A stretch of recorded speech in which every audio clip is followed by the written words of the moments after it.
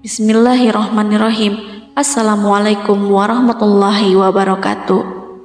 Sahabat yang dirahmati Allah, malaikat merupakan makhluk ciptaan Allah yang tidak terlihat oleh manusia dan selalu taat pada perintahnya. Mereka memiliki tugas masing-masing. Salah satunya adalah malaikat yang kita kenal yang bertugas sebagai penyampai wahyu adalah malaikat Jibril. Malaikat Jibril juga dikenal sebagai Ruhul Amin. Dia adalah malaikat yang bertugas menyampaikan wahyu dari Allah kepada para nabi, termasuk Nabi Muhammad Shallallahu Alaihi Wasallam. Ada yang penasaran bagaimana wujud asli malaikat ini? Rasulullah pernah melihatnya. Hal ini sesuai dengan firman Allah Subhanahu wa Ta'ala. Dan sesungguhnya Muhammad itu melihat Jibril di ufuk yang terang. Al-Quran Surat At-Takwir ayat 23. Bahkan para sahabat pun dibuat pingsan oleh wujud malaikat Jibril. Lalu ada apa dengan wujud malaikat tersebut? Namun sebelum lanjut, mohon tonton video ini sampai selesai agar tidak ada kesalahpahaman.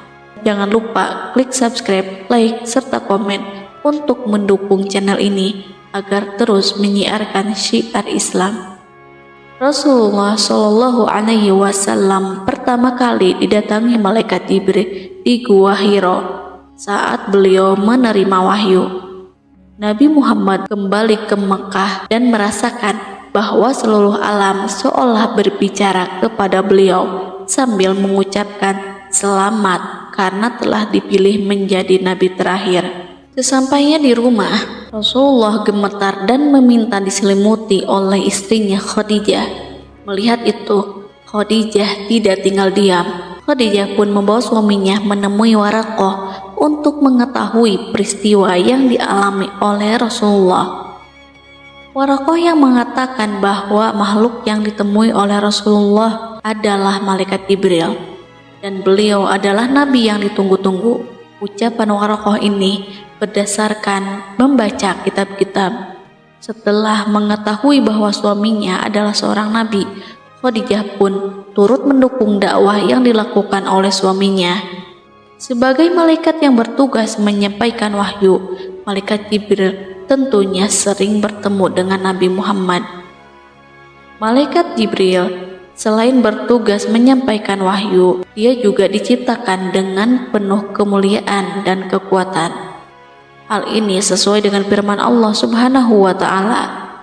Sesungguhnya Al-Quran itu benar-benar firman Allah yang dibawa oleh utusan yang mulia, yang mempunyai kekuatan, yang mempunyai kedudukan tinggi di sisi Allah, yang mempunyai arsy, yang ditaati di sana, di alam malaikat lagi dipercaya.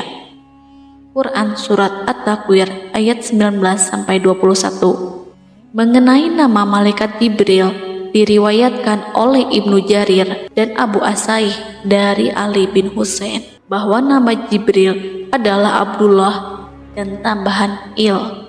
Menurut hadis yang diriwayatkan Ibnu Jarir dari Ibnu Abbas menunjukkan 4 yang menyembah Allah. Dalam menjalankan tugasnya, malaikat Jibril kerap bertemu Nabi Muhammad Shallallahu Alaihi Wasallam, namun tidak dalam wujud aslinya, tetapi dalam wujud manusia.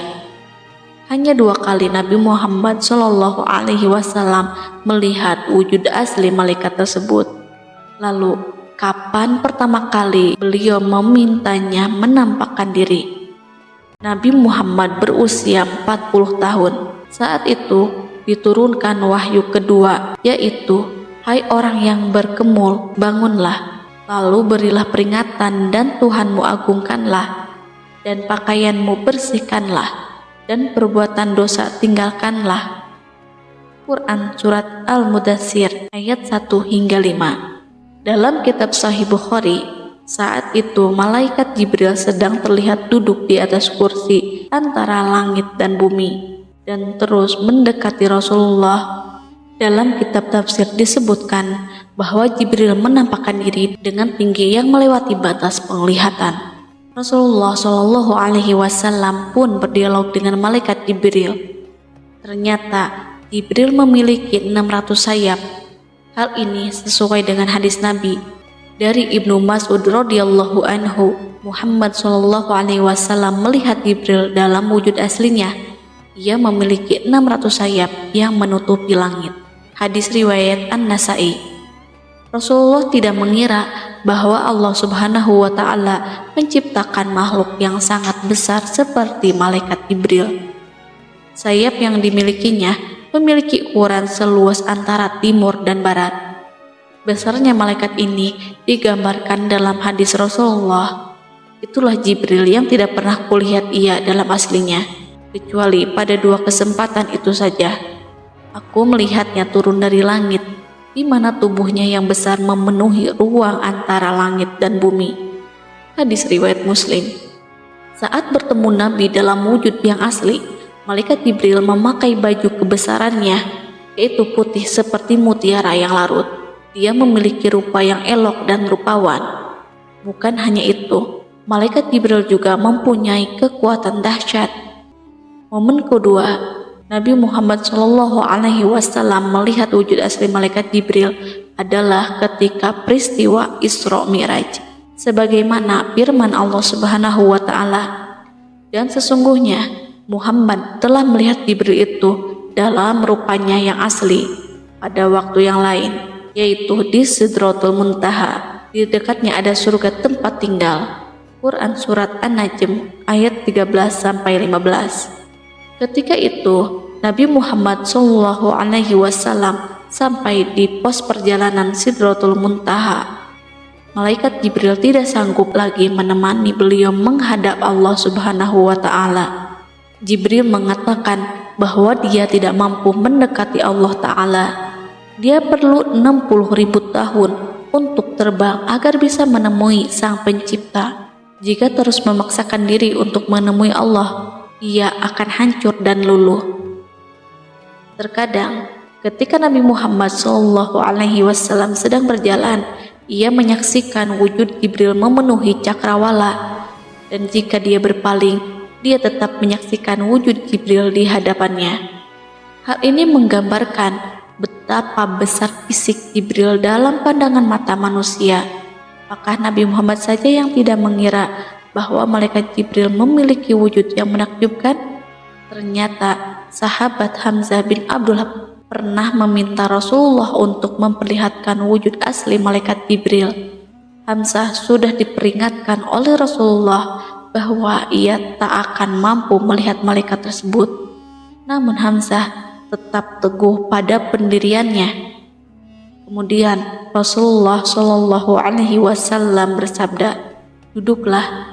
Lalu Jibril duduk di atas sebuah kayu di Ka'bah.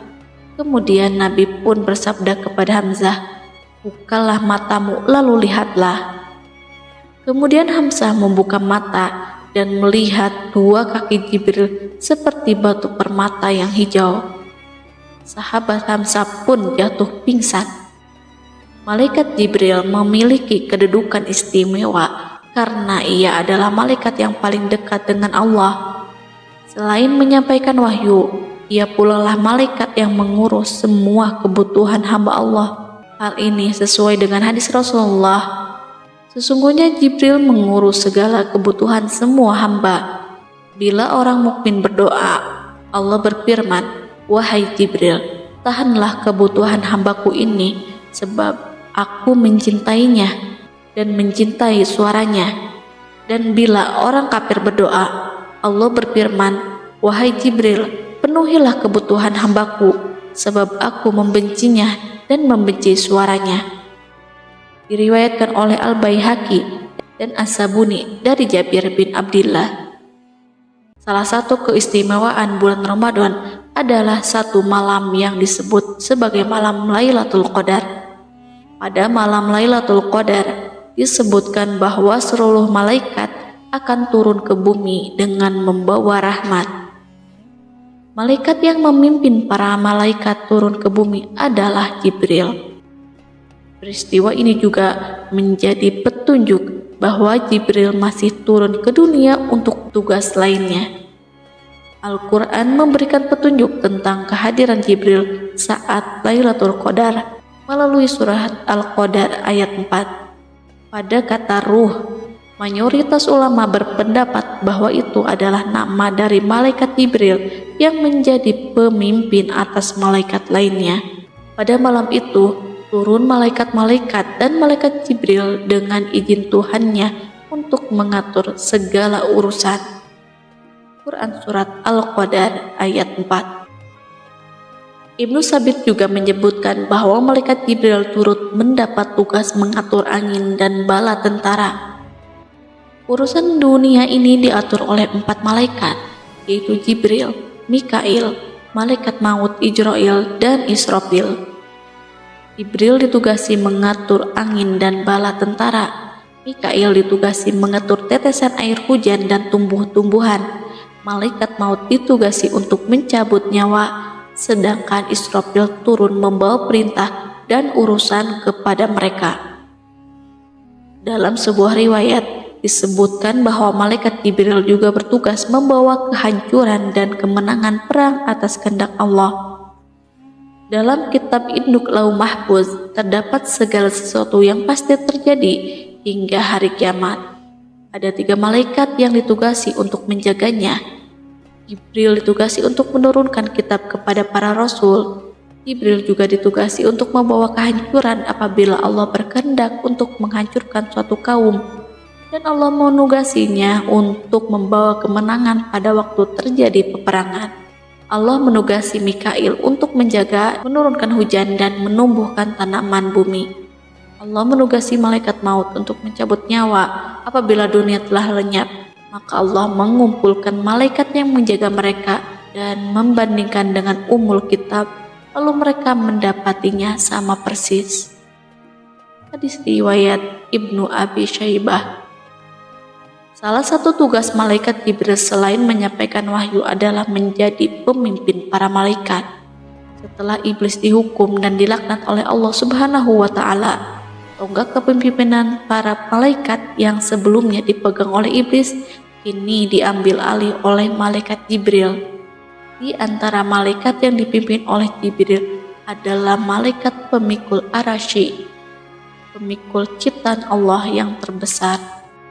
Rasulullah bersabda, "Aku diizinkan untuk menceritakan tentang salah satu malaikat Allah pemikul Arasy, yaitu antara daging telinga tempat anting dengan pundaknya sejauh 700 tahun perjalanan."